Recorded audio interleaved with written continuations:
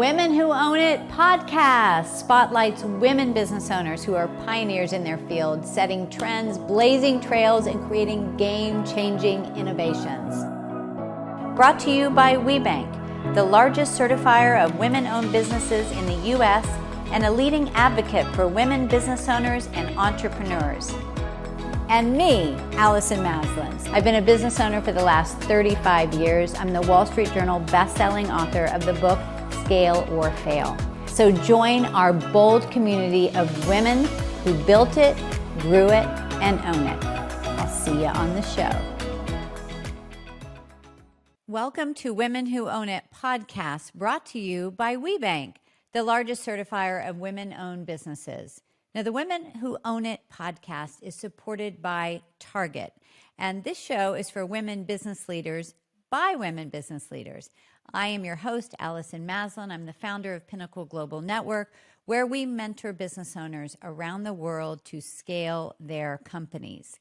And I've been hosting Women Who Own It for 3 years now, and I just want to say it has been my honor to come to you week after week, sharing our incredible WBEs and their businesses and their innovation and their genius with you. Today on Women Who Own It, we're going to do something a little bit differently. I am actually going to share some tips on scaling with you. And like I said, at Pinnacle Global Network, now going on 14 years, we've been mentoring thousands of business owners around the world in all areas of business growth and scaling. I have been building companies, 10 of my own companies over the last 40 years. And what I know to be true, and some of you may relate to this, but it can be a little lonely at the top. And when you're struggling in your business, or you have questions, or you have decisions to make, you lose a top employee, you're struggling with cash flow, like who do you go to? You can't really go to your employees necessarily, or your mother, right? And so it's important that you continue to get the support. And that's what we do at Pinnacle Global Network. And what I know is there are common pains of CEOs of 7- and 8-figure companies, such as burnout, bandwidth issues, right? Only so many hours in the day. You don't have time, feeling stuck. You're working so hard, but you hit the ceiling of growth and you can't get beyond it. And you may want to scale, but maybe you don't know the steps to take. And so many business owners get stuck because we are creatures of habit as human beings. And we can often use the same strategies over the years that we did when we started the company. Maybe the same marketing strategies, sales strategies, operational strategies. And then as we grow, trying to stretch and use those over here, and it really will hold us back. So today, I'm excited to share the 5 phases of scaling your company. And these 5 phases are extremely powerful because it's important to have awareness of where you are in the growth and scaling process and the gaps that you may be experiencing that are keeping you from where you want to go, keeping you from making that big vision a reality. And when you can close the gap, then, you can begin to soar. So awareness and clarity is power. So I'm going to go ahead and share those with you now. And I just want to say that, in experiencing a lot of these things myself, being an entrepreneur for all these years, I can so relate. And, I was totally stretched. I was going in 1,000 different directions in my early days of business before I really understood this formula to scale.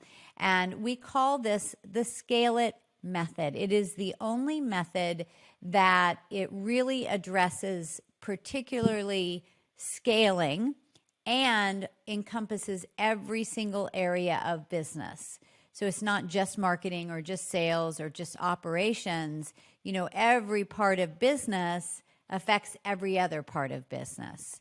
So the Scale It method encompasses 5 pillars, which are strategic vision, right? And this is every single business. Doesn't matter what kind of business that you have to have these 5 pillars shored up to get you to the next level.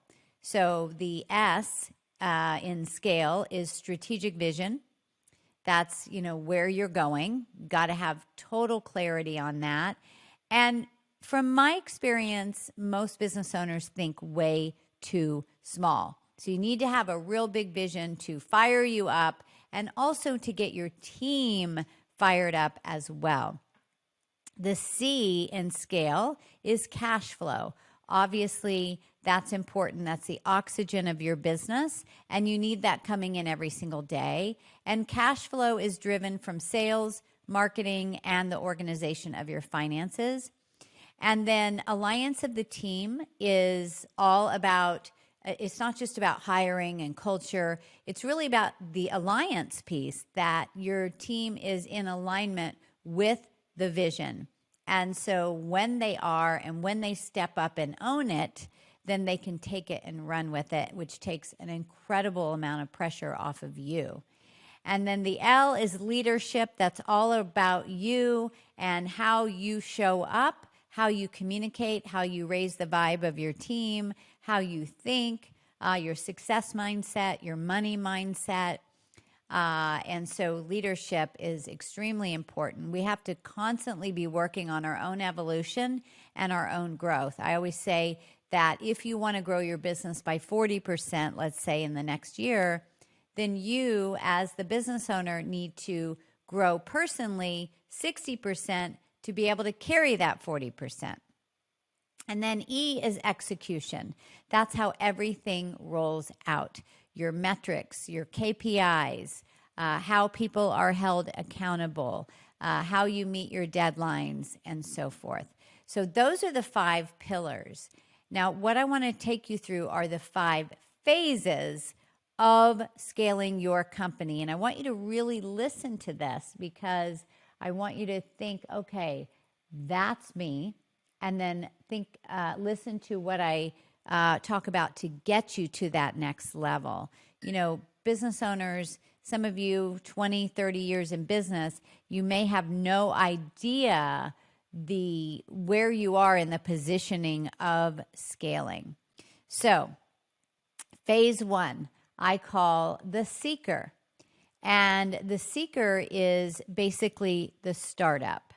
And you're putting your ideas out into the world. You are really working on your products and services, getting clear that you have a good target market match, getting clear on what your offer is, and you are the 5-woman or the 5-man band. You are basically doing everything. And there's no scaling that's happening here, but it's an exciting time. It's a great time to start to really get to know your customer and getting clear on your vision and your why. Then we move into phase 2. So again, pay attention and, I would love to hear from you. What phase are you in your business? Phase 2, I call the pioneer, because you are well into the 6 figures in your business at this point. You are in the thick of your business. You're out on the plains. You're getting your hands dirty, and you are getting that customer journey down, and you are beginning to build a team. And so you're starting to delegate, maybe just a few employees, like an assistant, maybe a marketing person. Hopefully you're not doing your own bookkeeping at this point. But again, there's really no scaling that is happening here, because you may be, and don't take this the wrong way, but you may be a control freak in your business. And I'm just speaking from personal experience here. I have so been there. And so you are still needing to approve everything that's going in and out of your company. And I totally get it. It's scary. It feels like, I can't let go. If I let go, they're going to make a mistake. And every time I step back, they do make a mistake. And so, there's a lot of psychology that, you really want to unpack here, because the truth is that you think you're saving your company from demise by jumping in, being CC'd on every email and so forth, but you become the bottleneck. And so you're actually choking the growth of your company. And when you are not empowering your team to actually take it and run with it, then they become dependent on you to always give them the answer. And when they become dependent on you to always give you the answer, you get frustrated because you're wondering, why can't they take it and run with it? But the truth is, we're the ones that are creating this vicious cycle, that hamster wheel. And so it really is about empowering them rather than telling them what to do. Okay. And so, this is where the business actually hits quite a wall. And because you can't replicate you, and because there's only so many hours in the day, you really hit a stuck point. And, businesses can stay here for years and years and years.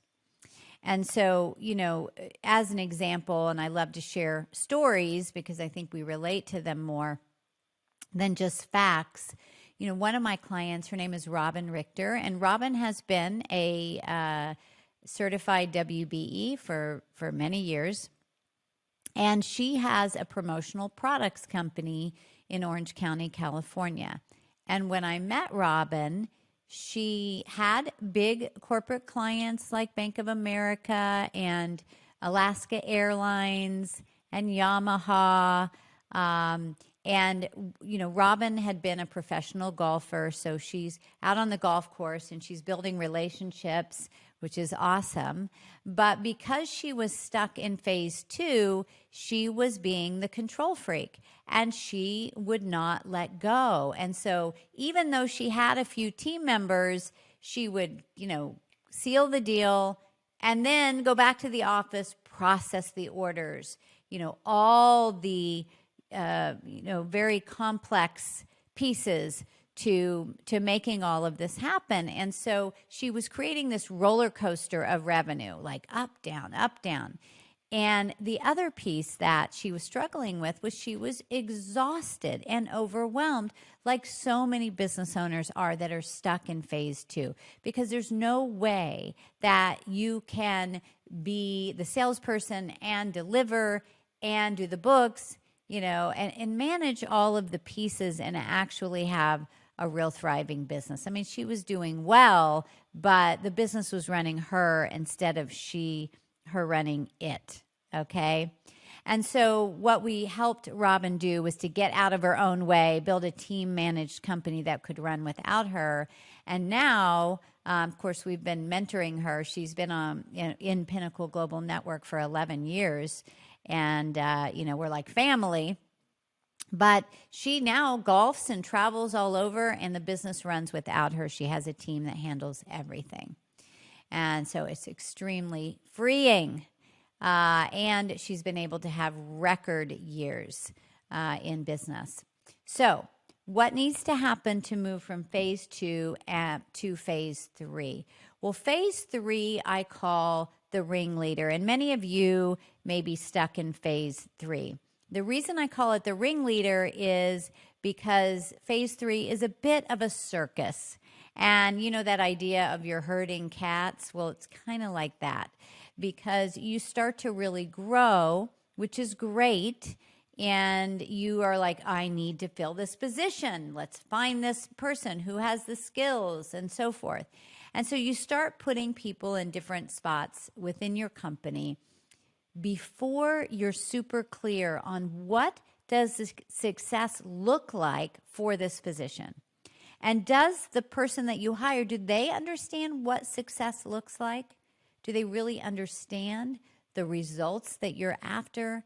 And how are you measuring that? And are they a culture fit? And so you often get people that are not the right fit or in the wrong positions, or there's, being led with confusion. And so you start to have this revolving door and you get frustrated because you want to let go, but you keep getting sucked back into your business. The other thing is that as you're building teams within your company, as you grow, sometimes teams are like family, sometimes they don't get along. And so really understand how to lead the team as you grow, with that right type of communication, and so that people are able to really thrive and support one another. So there's a whole new level of leadership that has to happen here. And so, like I said, typically people are in the wrong roles. You are micromanaging, and even though you don't want to, you're pulled back in. Your team is confused. They can't live up to expectations, and you're just stretched too thin. And, this is where business owners get sick. This is where business is on your mind 24/7. You wake up with it. You go to sleep with it. You're at dinner with your significant other or your children or, your parents. And you're just thinking about business, all the things you have to do, the demands you have, the anxiety, whatever it is, right? It's like, again, the business is running you instead of you running it. Now, you might think, well, why do I even need to go through phase 3? Can we skip phase 3? And the answer is no. You have to go through the phases, kind of like, infant to toddler to preteen to teenager, young adult, and so forth. But again, awareness is key, because so many business owners get to phase 3 and the company never leaves and the business dies here. So if you understand that it is a phase you're moving through, you can close those gaps a lot more quickly and move on to phase 4 and 5. And so, it's the other big piece to this is that there are really good things happening in phase 3 as well. It's not all, it's not all doom and gloom. So the good things, let me tell you some good things that are happening in phase 3. You're getting your systems and processes in place. You're having regular meetings. You're getting more clarity on your big picture vision. You thought you knew it when you were in the phase 1 or 2, but now you're starting to see the potential, right? Well, the potential's great, but you got to get your house in order. And this is where Kedra Flowers was, and Kedra is also a WBE. And she had been running her CPA firm, Flowers and Associates, for 26 years when she came to us. And she was burned out. She was ready to shut down her business. She was, even though she's running the company, she was also managing a book of clients, even though she had other CPAs that were working for her. And so she just lost the passion. And she was like, Allison, I'm over it. I said, hold on. If we could get you out of the day-to-day of the business and you were able to work on the business, on the strategy, building relationships, and you weren't in the day-to-day of your company, would that change things? And she was like, yeah, I would love that. And so that's what we helped her to do in under 1 year. We pulled her out of the day-to-day of the company, and her revenue doubled. Here's the thing. We are in our own way, all right? And so actually, she thought that she still had to see that whole book of clients, but it was actually, it was actually, like I said, choking the growth of the company, because she couldn't really lead the team, and she couldn't really go after those big joint ventures and so forth, because she was busy servicing clients one by one by one. So now she has a team managed company that's handling it all. She has her life back, and it truly has been transformational. So what do you need to do? What do you need to do to move from that 3 to 4? Well, the most important thing is that you have to shift from being a boss to being a leader. And so when you're a boss, you're telling people what to do. Nobody likes to be told what to do. I mean, do you like to be told what to do? I don't like to be told what to do. So you have to move from being a top-down company or even bottom-up to being a horizontal company. And so you shift to leadership. And so instead of delegating, you are empowering people to take it and run with it. I mean, you know, when you're excited about something, you feel like it's your own, you're going to put in your creativity, you're going to wake up early, you're going to, you know, give it all that you've got. And especially in today's marketplace, this is super important. This is what, you know, employees, this is what people are looking for. And so if you're going to scale beyond this phase 3, you have to really look at that saying, I'm sure you've heard this before, what got you here will not get you there. So whatever you were doing in phase 1 or 2, if you keep doing that when you're in phase 3, it will hold you back. It will keep you small. And you know that idea of playing to win instead of playing not to lose. So you have to ask yourself, are you playing, you know, am I playing to try not to lose? Like, am I holding on too tightly? Or am I playing to win? And you're all in. And the other piece too, it's really how you are supporting your employees to thrive. So instead of answering every question, help them to feel the freedom to be able to use their own creativity. And so instead of you always giving them the answer and rescuing, we are addicted to being the hero, addicted to rescuing. And then we're frustrated why we always have to be the ones to come in and fix it, right? So, you know, you might say things like, well, when they come to ask you a question, well, how would you handle this? What do you suggest? Right? What would you do in this situation? Or why don't you put a plan together and, you know, let's review that. So you are really beginning to shift to having them own that, you know, that position in the company, like literally own it and take it off your shoulders. And so you are going to, when you start operating this way, you're going to start to see the people on your team that are stepping up as those leaders, or you might be bringing some leadership positions into the company. And this is going to start moving you into phase 4, which I call the co-creator. Now, the phase 4 is all about collaboration. This is where you're building the company together with your team. And this is so fun, right? Because, you know, they're brilliant. They have great ideas, but they may be afraid to share, or maybe they've made mistakes in the past. So they're kind of afraid to speak up and make further mistakes. But the truth is, we all make mistakes.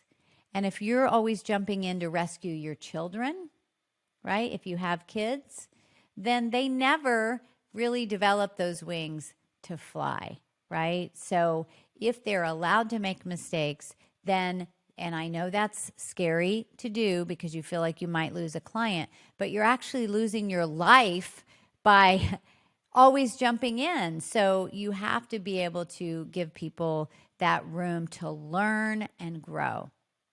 And so some of you might be thinking, well, Allison, this is awesome, but I really, you know, don't have the finances to build the big team at this point. And I will just tell you that I beg to differ, because it's actually the opposite of what you think.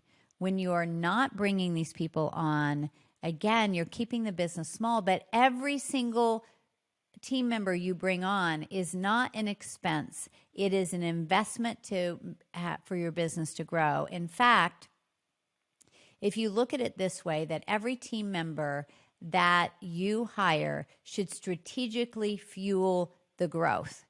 And they should bring in every position 3 to 10 times what you pay them. So if their salary is, let's say, $50,000, then they should be bringing in $150,000 to $500,000 a year. And not just in the sales piece of your business.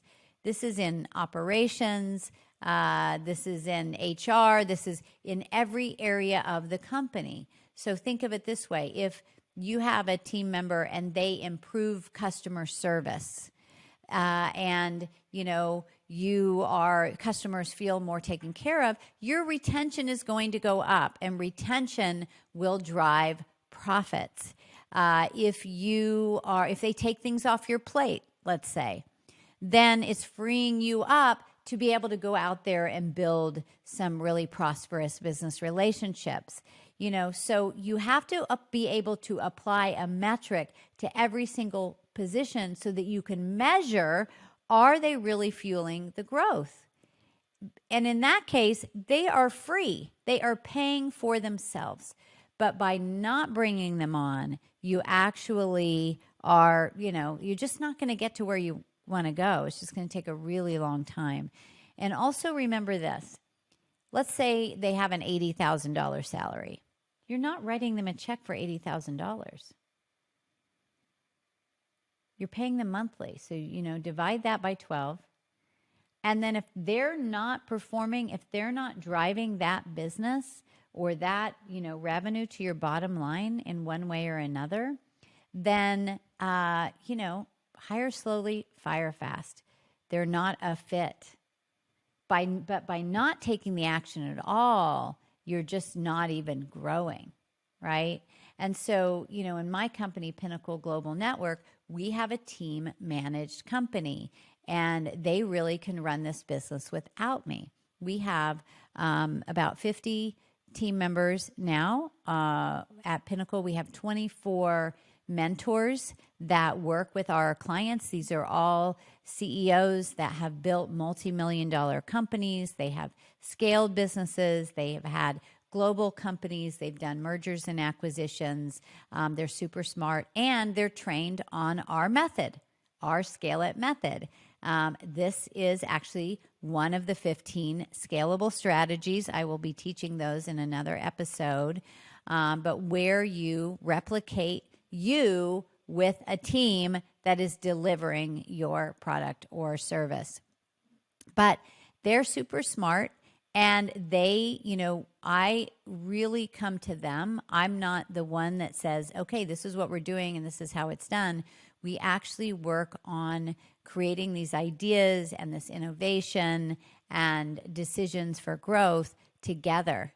And it is just so much more fun. And they really have skin in the game.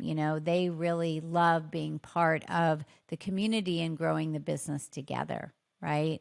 And so, phase 4 can be extremely freeing. And the idea is that you need to be working on replacing yourself in the company. I know that sounds odd. You're like, well, I like what I do, Allison. I don't really want to replace myself. But you need to be able to replace yourself, because ultimately your business is going to close one day, and you might as well be able to sell it or pass it on to a family member. And if the business is completely dependent on you, meaning if you leave for a couple months, the business is going to tank, then, people aren't going to want to buy your business. And that means you've spent decades sacrificing for your business, giving up soccer games with your kids or time, with your significant other, and you can't sell it. That's not good. This is an asset, that you should be able to reap the benefits from that, not just on a day-to-day basis, but for your future. And so you want to build a team-managed company and ultimately take you to phase 5. That's the goal. And so then you have choices, and I'll talk about that in just a second. The other piece that's important about phase 4 is that even though you're stepping back, and you're stepping back so you can work on the company, not in the company, it's like you're there even though you're not there, because your culture, your values, your vision are so entrenched in the company. Like, they're continuing to talk about the things that matter to you, right? And so those things continue to pass forward and are, they can pay it forward, right? And so it's like you've taken a megaphone of those values, and everybody's talking about them, not just you. And for some of you that feel like, well, my clients only want to work with me, that's kind of a lie that we tell ourselves. We think that. We are afraid that customers will leave if we're not the one delivering that product, service, that offering. And I used to think that too in the early days. But your customers really just want to feel supported. They want someone to give them the answers. And so if you lead with my team, my team, my team, instead of me, instead of I'm going to do this for you. It's the team, right? And there's power in that. So then on to phase 5, which is the last phase we call the visionary. And that's where you do have this team managed company. Your team's got it, you know, and so you have choices now. You can bring in another CEO and you step to the chairman of the board. You can sell it. You can add on other revenue streams and continue to scale it up. You can pass it down to your kids. You have choices here. And the valuation of your company can go to 3 times, 10 times, 30 times. Really, the sky is the limit. So that's phase 5. And so think about, which phase out of all of these are you in, and what are some of the things that you need to do to take your business to that next level. So I hope this created some ahas for you. And if you enjoyed the show, Women Who Own It, subscribe. And definitely, if you enjoyed it, we would love a review. Share this with other business leaders that you know. And if you enjoyed the show and you want to learn how to scale your company and get the support that you need, we are going to offer you, my company, actually a complimentary strategy session. And so my lead strategist will actually talk to you privately, dive into your company, really look at what are your stuck points. Where are you feeling that you've hit that ceiling in your growth, and assess the gaps. Is it the vision? Is it cash flow? Is it team? Is it leadership? And really help give you the steps that you need to elevate your business to the next level. And so if you want to take part in that, we're going to actually offer this to you as our gift. And you just go to myscalesession.com, myscalesession.com. And, then I just want to also say thank you to WeBank. If you are not certified yet with WeBank, definitely check that out. WeBank is the most amazing community, and they offer the connection to corporations to help you forge those relationships, but also the relationship amongst the other WBEs. And like I said, it's lonely at the top. And so the good news is that you don't need to do it alone. All right? Until next time, we will see you then on Women Who Own It.